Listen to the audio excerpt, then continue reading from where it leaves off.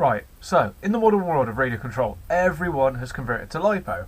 So I have an RC car back there, converted to LiPo, everything's running LiPos. So what do you do with the old NiCd packs and the nickel metal hydrides?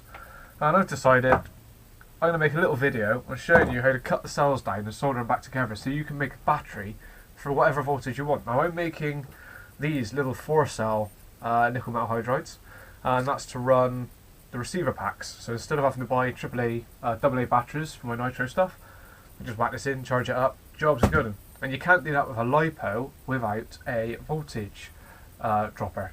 And this is also good for, say, a FlySky, the Fs-i6 radio. If you see one of my other videos, I show you how to convert it to run on LiPo. But that requires a voltage regulator. So by using this method, you won't need a voltage regulator, and it's much easier. Plus, receiver packs are about 15 to 20 quid to buy, because these are still quite expensive batteries for some reason, whereas most people have got some kicking around somewhere, so you might as well make do and mend. So let's get going. Let me just put the soldering iron on, and I'll show you what I'm doing.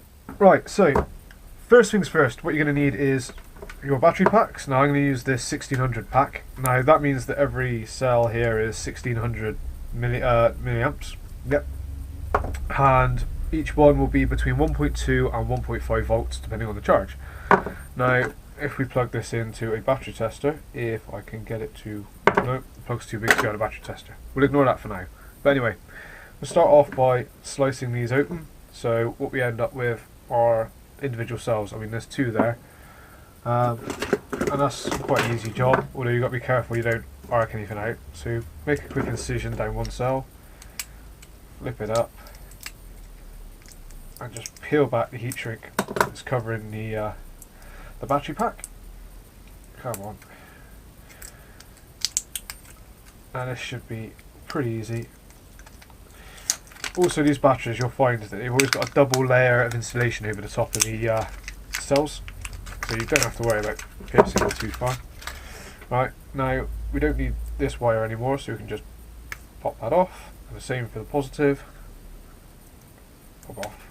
So there we go, get rid of that. What you got left with is a bank of cells. So, get rid of that sticking to my finger. I want to crack off 2 cells and keep the other 4. Nice easy way to remember these is just like a AA battery, positive is a small side, negative is a big flat side. And also there's a lip on the positive side as well, so it doesn't matter. It's the same with the 1300 pack and even the bigger race packs that you get on the older cars. You can do that exactly the same with that. In fact, back in the day, this is how people would have set it up. They would have bought all the different cells, put them all together, soldered them together, and set the pack ups to what they build the packs how they wanted. Right, so I need to cut off just there. Now also, I'm going to want to solder that one there. So, get the Stanley blade and chop that bit of paper there, like that. Now sometimes these are glued together. Yep. Well, these were glued together. They're not anymore. That outer shell is normally negatively charged, so just be careful with that one. They should break off. Most of the time they don't. They are spot welded on. There we go. That was that off. So that's left me with the 4 cells that I want. So that's 1.5, 1.5, 1.5. That gives me 6 volts, which is what you need to run a receiver or a FlySky radio. And this being a 1600 pack will power a FlySky radio for quite some time. Now, got that set up, the positive there, negative there. Grab your soldering iron and a bit of solder, and let's start tinning this up. So, I have to get some flux in there, which is going to be a pain in the backside. I can't see that tin up very well. Nope. You don't want to put too much heat on these batteries for too long, otherwise you will damage them. So just keep applying heat, removing it, and if that fails, which it looks like it's going to, it's worked fantastically the first time I did it. I'll clean that up in a second. Let me clean this side up. Get the negative side, which is soldered, luckily. It's clean wire. Solder and iron up.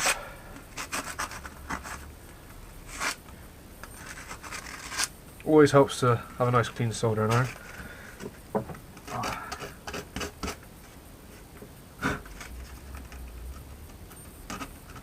I'm just going to clean up the contact point on this cell just to get a better bite.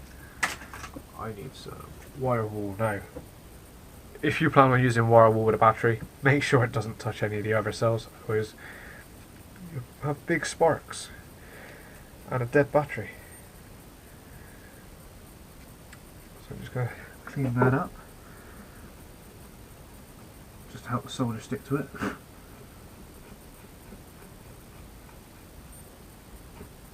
There we go.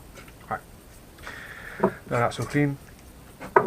Let's tin up the negative side, which has already got solder on it on this pack. The other one was spot welded, like such. Grab your lead. I'm using JST connectors for this because all the receivers use JST connectors. This cost me £2 from my local model shop. You can probably get them for £1 online or whatever. Save yourself a few pennies. Pre-tinned ends, so that's nice and easy. So let's knock that off. Like so, and let's solder on the wire. My soldering iron seems to have gone cold, which is really annoying. Oh, well, that. Add a bit more solder in there, you should melt quicker.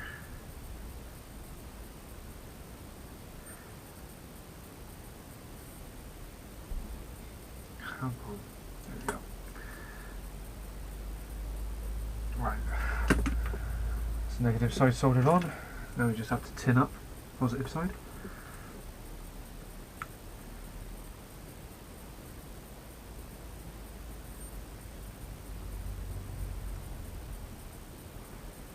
That'll do for now.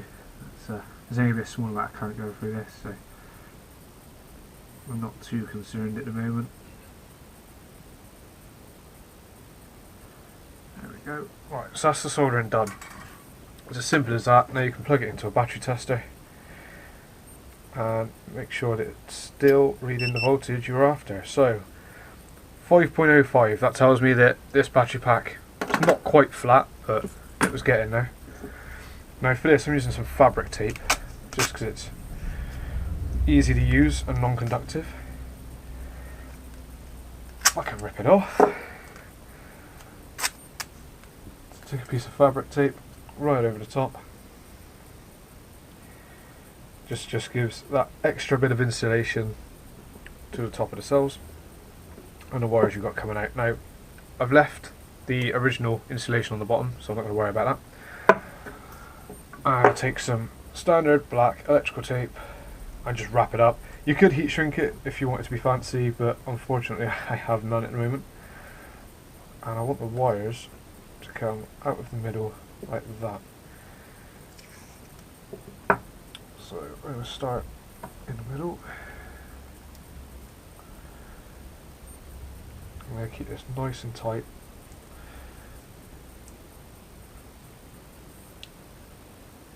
Put that over there like that.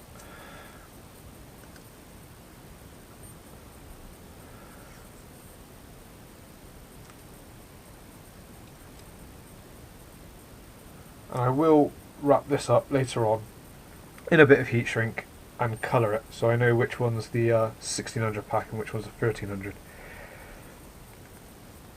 That's purely for my own knowledge. Right, let's actually cut this off, make it actually look tiny.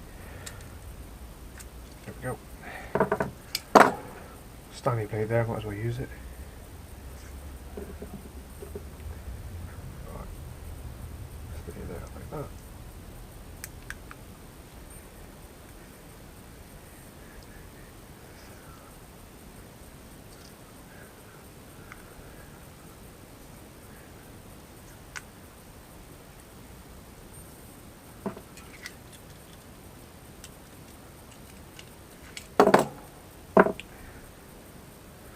And there you have, quite easily, is a nice little 6-volt receiver pack, 1600 mAh nickel metal hydride.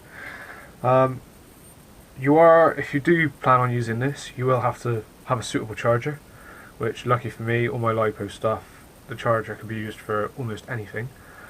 You want to colour it up. I've wrapped them in soda film, so just whack them in a bit of soda film around there, heat it up to shrink it. That works well. But this one I'm just going to leave wrapped in tape. Doesn't look too bad, and it distinguishes it from the other pack, so I know which one's which. And as you can see, it's a bit messy because I balls that one up.